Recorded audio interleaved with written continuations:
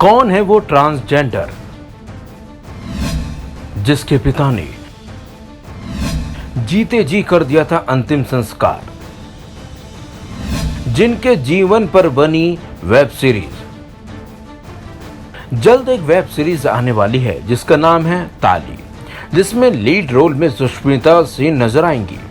आपको बता दें, ताली एक बायोपिक है जिसमें किन्नर गौरी सावंत की कहानी दिखाई गई है। गौरी सावंत किन्नर होने के साथ साथ एक सोशल वर्कर भी हैं। गौरी सावंत कौन बनेगा करोड़पति में भी नजर आ चुकी हैं, बल्कि अमिताभ बच्चन ने भी गौरी सावंत की खूब तारीफ की थी।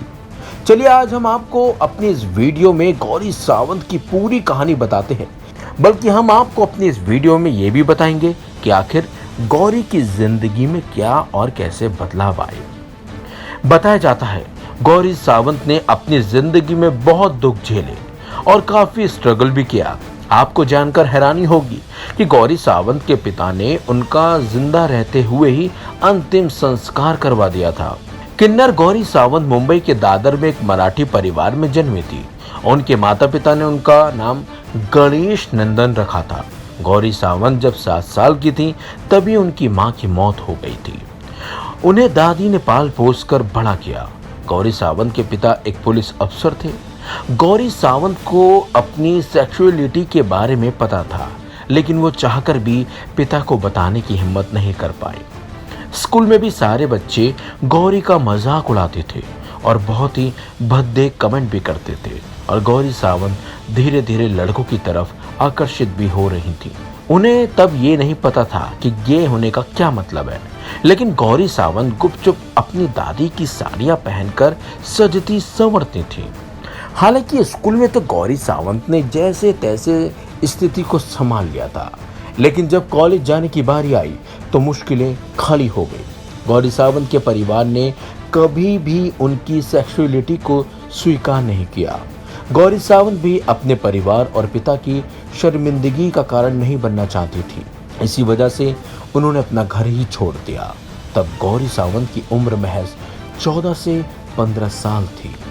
गौरी सावंत यानी गणेश नंदन ने बाद में वेजिनोप्लास्टी करवा ली और हमेशा के लिए गौरी सावंत बन गई। हैरानी की बात तो यह है कि गौरी के पास ना तो सिर पर छत थी और ना ही खाने को दाना, लेकिन हिम्मत हारे बिना वो हर मुश्किल से डट कर लड़ती रही। साल 2000 में गौरी सावंत ने 2 अन्य लोगों की मदद से सखी 4 चौकी की स्थापना की। तब से गौरी सावंत सभी किन्नरों के हितों के लिए काम कर रही हैं। इस एनजीओ के जरिए गौरी घर से भागे ट्रांसजेंडर लोगों की मदद करती हैं। गौरी सावंत ने 2009 में किन्नरों को कानूनी मान्यता दिलाने के लिए कोर्ट में हलफनामा दायर किया था। नाच फाउंडेशन ने गौरी सावंत की अपील को आगे बढ़ाया। इसे नेशनल लीगल सर्विसेज अथॉरिटी ने जनहित याचिका का रूप दिया था। इसी याचिका पर सुनवाई करने के बाद सुप्रीम कोर्ट ने ट्रांसजेंडर कानून को मान्यता दी। आपको जानकर हैरानी होगी कि गौरी सावंत देश की पहली ट्रांसजेंडर इलेक्शन एम्बेसडर भी हैं। कुछ साल पहले वो विक्स के एक विज्ञापन से चर्चा में आई थी। इसमें वो एक छोटी सी बच्ची के साथ दिखी थी। इस विज्ञापन में दिखाया गया था कि किस तरह एक बच्चे के माँ बाप मर जाते हैं और फिर गौरी सावंत यानी मम्मी उस बच्चे को गोद में लेती हैं। इस विज्ञापन ने गौरी सावंत को चर्चा में काफी ला दिया था। लेकिन हमारी इस वीडियो में आपको आज पता ही चल गया होगा कि गौरी सावंत कैसे एक किन्नर बनी और उन्होंने अपनी जिंदगी में कैसे कैसे कठिनाइयों का सामना किया।